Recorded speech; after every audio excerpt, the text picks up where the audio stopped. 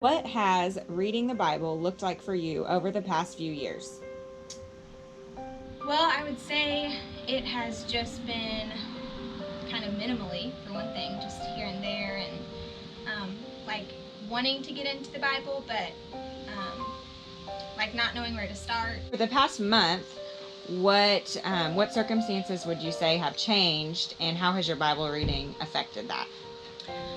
So it's kind of cool, really, how it started. So I think I'm going to back up a little bit further, even than just the last month, and say that for the last couple years, I have a friend that I have watched grow, and from being in fellowship and Bible study, and I've desired that since seeing her go through that. I even joined a Bible study a couple times, but then I've just always struggled with commitment to sticking with the Bible studies. So that was the backstory to that. So to move forward, probably about 5 weeks ago, a friend invited me to this Bible study that a church was doing that was open to the public, and it just seemed like the perfect thing because I was looking for something to get involved in, and my heart was finally in the right place to stay committed to something. So I joined it, and it has been just my goal to just kind of see it through to the end. It's 7 weeks, and we're in week 5 now. Okay, so with that being said, you said it was your goal, so it's almost like a discipline. Would you say that's been easy, or has it been difficult? I don't know, it's kind of weird because I feel like my heart was finally in the place where I wanted to do it, and I was kind of committed, and just I wanted to do it. So it's been easy in the sense of just getting up and doing it, but I've had a friend kind of checking in with me too, and and just seeing how I'm doing with it, and so I think that's been really helpful because there have definitely been some times, because I'm learning so much, that it has just been difficult for me to kind of digest it all. So it's been really nice to have that person to kind of talk it out with. Okay. What has God shown you through this journey? Well, I feel like I have to tell the story from the beginning. So this Bible study has it prompts you with questions, and one of the questions toward the beginning was identifying things in my life that I was maybe putting before God and that were keeping me from hearing His voice. And so at the beginning, I identified a few of those things, and I decided to give those things up.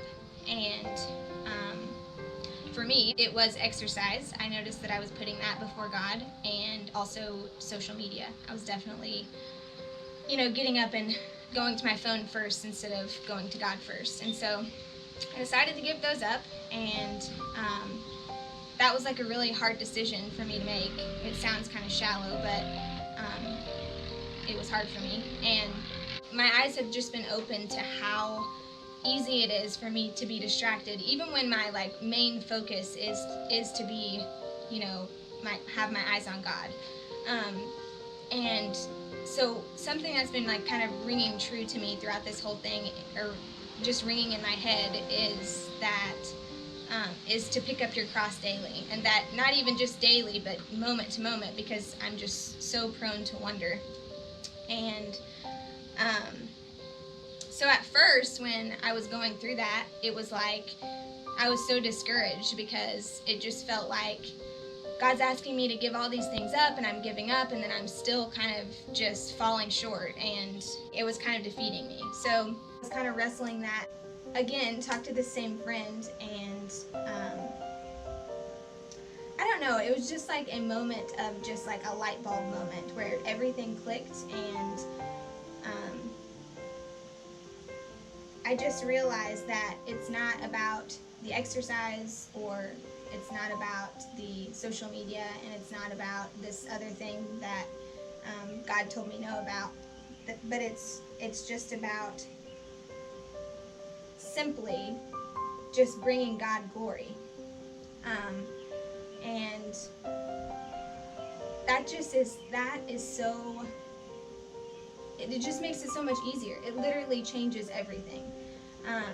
because I can look at every situation in my life and in that light, even the hard things that like God says no to me about, it's like it doesn't matter anymore, because I'm just trying to bring him glory, and he knows best. And so if he says no, it's probably because it's just not meant to be right now, and it's for my good. And me just accepting that and having peace with that brings him glory. One other thing that's kind of like been in the back of my head, I think some of us were brought up that it's like a works-based gospel, and like the whole taskmaster thing ties into that. But when you look at it as like bringing God glory first, well, the tasks and all the works are going to kind of just flow from that and flow out of that. And so you don't have to focus on the works. And not that those works and those tasks do anything to change like God's love for you. It's not conditional in that way. It's just that, I don't know, when my heart's postured toward just bringing him glory, then that just kind of flows out of me. Okay, one last question. Okay. If you had to give just one little bit of encouragement to the girl that is watching this, that maybe has tried to pick up Bible study and tried to get involved in some fellowship and in the Word, but she feels like she keeps failing at it, what would you say? I would just say, hang in there, and I would say, I hope that there's someone in your life that is like pouring into you, and also I would say to everyone, be that person to someone, because it's super hard to get to the other side of just, well, it's just being consistent, but being consistent's hard. I don't know, I guess I would just say, yeah, stick with it, and even when it may not look like God is moving, or that he's growing you, or that you're close to him, he is there, and he is hearing you, and he is growing you, and you're going to get to a point where finally you'll have that light bulb moment, and it'll click, and you'll be able to look back on all of those struggles and all of those like just times that you weren't sure and that you were doubting everything, and you will be able to see what God was doing, and like how he was growing you and how he was teaching you and working.